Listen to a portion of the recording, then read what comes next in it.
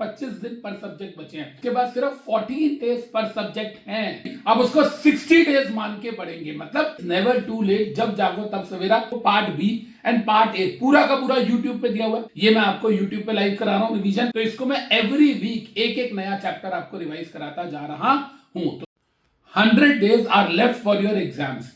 अभी भी अगर आपको आपके माँ बाप के हालात जो है वो मोटिवेट नहीं कर सकते, या आपका लास्ट टाइम का फेलियर का रिजल्ट अगर आपको मोटिवेट नहीं कर सकता, तो बेटा आपको दुनिया में कोई भी सोर्स मोटिवेट नहीं कर सकता।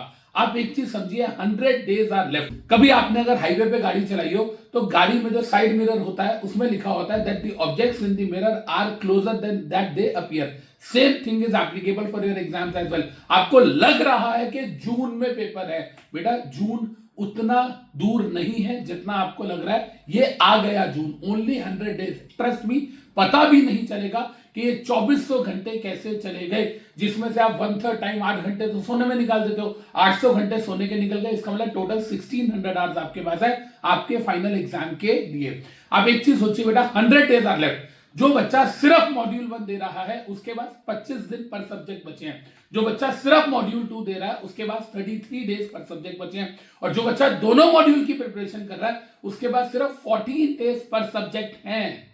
आप सोच के देखिए, अगर आप दोनों मॉड्यूल की तैयारी कर रहे हैं, सिर्फ एक सब्जेक्ट आपको 14 दिन में कंप्लीट करना है, and that too with all the revision, all the test series, multiple revision, क्योंकि उसके बाद तो नेक्स्ट डे से आपके एग्जाम स्टार्ट हो जाएंगे। तो मेरे कहने का मतलब ये है बच्चे कि अगर मान लो आप मॉड्यूल 1 की प्रिपरेशन कर रहे हो और मॉड्यूल 1 के अंदर आपको लगता है कि आपके 4 सब्जेक्ट्स हैं, आपके पास 100 डेज हैं, अब उसको 100 डेज नहीं, अब उसको 60 डेज मान के पढ़ेंगे।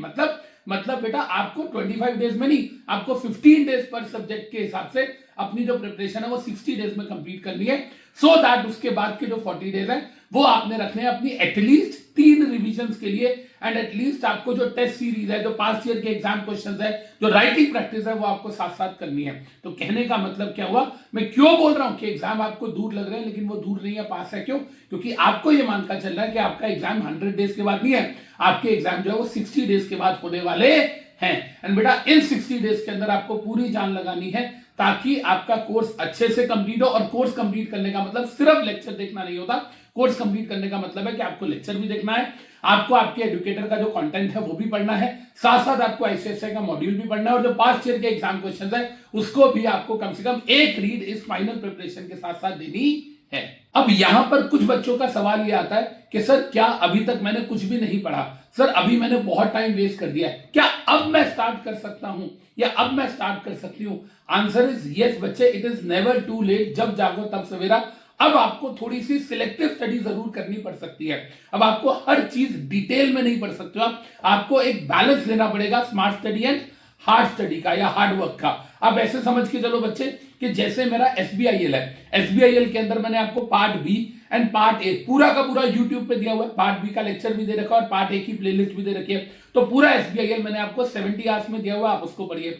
जीआईजीएल की बात करें तो जीआईजीएल की जो नए चैप्टर्स हैं वो मैं आप लोगों को पता ही है, बीएनएस, बीएनएसएस एंड बीएसए, ये मैं आपको यूट्यूब पे लाइव करा रहा हूं रिवीजन, और बाकी सारी रिवीजन ऑलरेडी आपके पास है।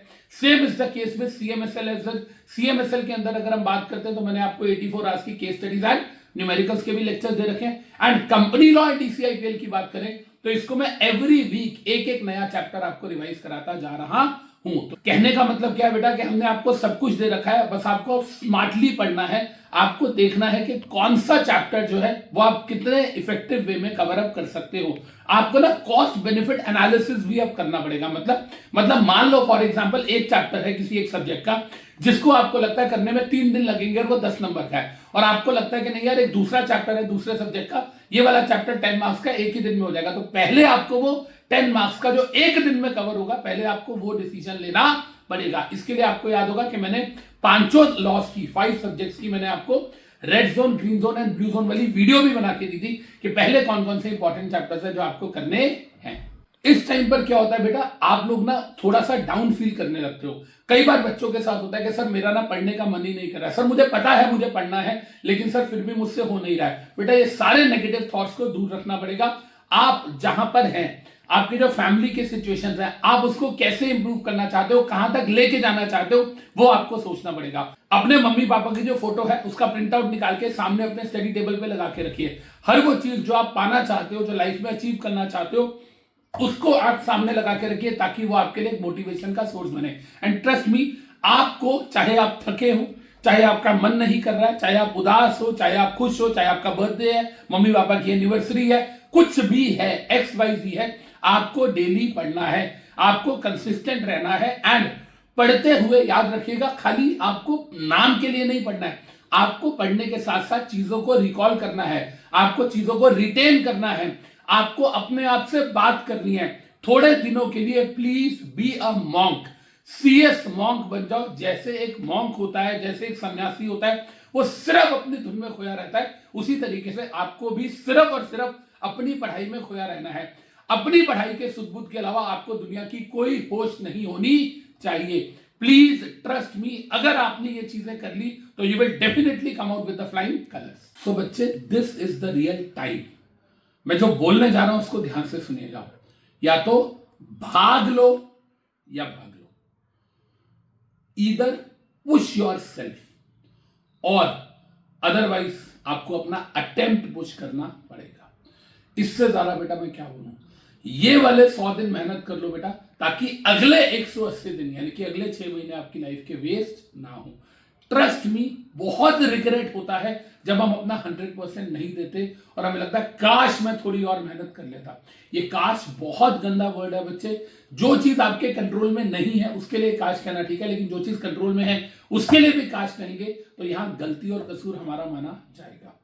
तो प्लीज मैं आप सब लोगों से हाथ जोड़ के रिक्वेस्ट करता हूं बेटा, आप सब लोगों का बड़ा भाई हूं। ट्रस्ट मी, मेरे एक्सपीरियंस से आपको बता रहा हूं, बहुत रिग्रेट होता है जब चीजें नहीं हो पाती और हमें पता होता है that we are the real culprit. तो मैं नहीं चाहता कि आप लोग उस फीलिंग को फेस करें। So please please please start working बच्चे, अपने लिए, अपने माँ बाप के लिए, अपने सपनों के लिए, अपने एजुकेटर्स की मेहनत के लिए, अपने हर उस क्रिटिक के लिए जो कहता है कि आपके बस की नहीं है, जो कहता है तेरे से नहीं हो पाएगा, उन सब का मुंह तोड़ना, उन सबको जवाब देना है कि देख मैंने करके दिखाया है।